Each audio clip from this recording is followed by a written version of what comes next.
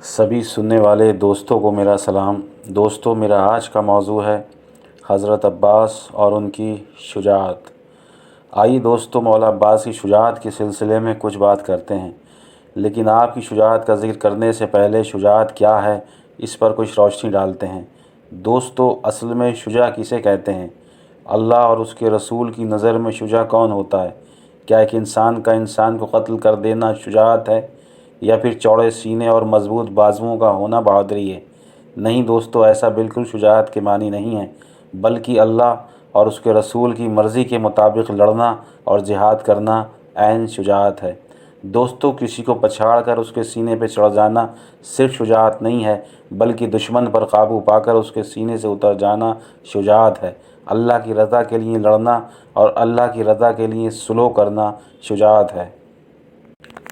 اس لیے مولا علی نے جنگ خندق میں عمر کے سینے پر چڑھ کر اتر گئے، اس لیے کہ جب تک وہ دین کا دشمن تھا تو آپ اس کے سینے پر سوار تھے، اور جب اس نے آپ سے گستاخی کی تو لڑائی میں آپ کا نفس شامل ہو گیا اور آپ اس کے سینے سے اتر گئے، اور آپ نے اس کی بدتمیزی پہ، اس کی گستاخی پہ صبر کیا، اور صبر کرنا بھی ایک بڑی شجاعت ہے۔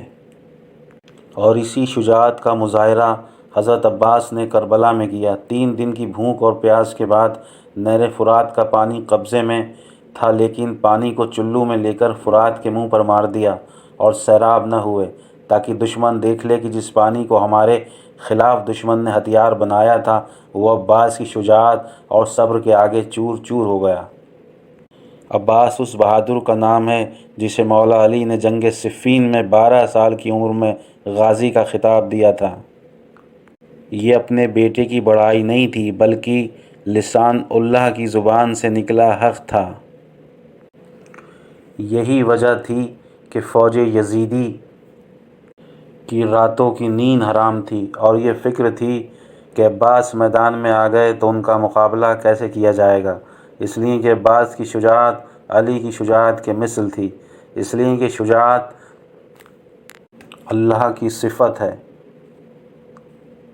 جو اللہ نے انسان کو عطا کی ہے، اور اچھے صفات سے لوگوں کی مدد کی جاتی ہے، نہ کہ لوگوں پر ظلم کیا جاتا ہے۔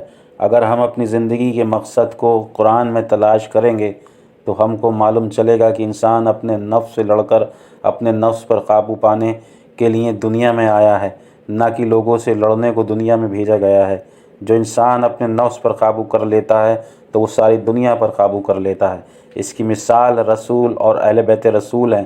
یہ جب چاہا سورج کو پلٹا لیا، اور جب چاہا چاند کے 2 حصے 2 ٹکڑوں میں تقسیم کر دیا، اور قیامت تک مسلمانوں کے دلوں پر رسول اور اہل بیت رسول حکومت کرتے رہیں گے، اور ان پر تمام مومنین درود و سلام کرتے رہیں گے۔ آئیے حضرت عباس کی شجاعت اور صبر کو کربلا میں دیکھیں۔ عباس کو مولا نے کربلا کے لیے مانگا تھا، اور عباس کو اپنی مقصد زندگی اور اپنے بابا کی دعا کا خوب علم تھا۔ عباس نے کربلا کے لیے خود کو 32 سال تیار کیا، اس لیے کہ عباس جانتے تھے کہ کربلا میں مولا حسین کو طاقت کی نہیں، اتباع کرنے والوں کی ضرورت ہے، ورنہ کائنات میں اپنے دور کا سب سے بہادر انسان وقت کا امام ہوتا ہے، اس لیے کہ امام کا ہاتھ ید اللہ ہوتا ہے۔ اور یہی وجہ تھی کہ جب مولا حسین نے حلمین کی صدا پر جعفر و جن اپنے ساتھیوں کے ساتھ حسین کی نصرت کے لیے آئے تو آپ نے ان کی نصرت سے انکار کر دیا، اس لیے کہ مولا حسین کو طاقت کی نہیں، بلکہ خدا کی راہ میں حسین کے ساتھ قربان ہونے والوں کی ضرورت تھی۔ جعفر و جن نے آپ کے حکم کی اتباع کی اور واپس لوٹ گئے، اس لیے کہ وہ جناتوں میں سے تھے، اور حسین اپنے نانا سے کیے گئے وعدے کو وفا کرنے کربلا آئے تھے، نہ کہ جنگ کرنے۔ اس لیے کہ دنیا میں جتنی بھی جنگیں ہوئی ہیں، ہم نے دیکھا ہے کہ جنگ پر جانے والے مجاہد اپنی عورتوں اور بچوں کو ساتھ لے کر نہیں جاتے۔ اگر مولا حسین کا مقصد بھی جنگ کرنا ہوتا تو آپ اپنے ساتھ عورتوں اور بچوں کو نہ لے جاتے، اور اس بات کا علم عباس کو بھی تھا کہ ہم کربلا میں دین حق پر قربان ہونے جا رہے ہیں۔ اور مولا عباس نے ہر قدم پر امام حسین علیہ السلام کی بے مثال اتباع کی۔ آپ سے کہا گیا کہ کنوؤں کو کھودیں تو آپ نے 9 کنویں کھودے۔ آپ نے کہا عباس فرات سے قبضہ چھوڑ دو، آپ نے چھوڑ دیا۔ اب آپ نے کہا بنا تلوار کے بچوں کے لیے پانی کی سبیل کرو، آپ بغیر ہتھیاروں کے دشمن کے بیچ چلے گئے۔ یعنی ہم کو عباس کی اطاعت نے بتا دیا کہ وقت کے امام کی اطاعت ہی سب سے بڑی شجاعت ہوتی ہے، اور عباس ہی اولی الامر منکم کی آیت کا عملی ترجمہ ہے، اس لیے کہ مولا علی نے حضرت عباس کو دعاؤں میں مانگا تھا، اولی الامر کی اطاعت کا نمونہ بن گئے۔ آج مومنین بھائیوں کو میں یہ پیغام دینا چاہوں گا کہ امام غیبت میں ہوں یا ظاہر ہوں، وہ ہم سے کسی کام کرنے کو کہیں تو ہم اس کام کو انجام دیں، اور کسی کام سے روکیں تو ہم رک جائیں۔ یہی وقت کے امام سے سچی محبت اور سچی نصرت کا وعدہ ہے۔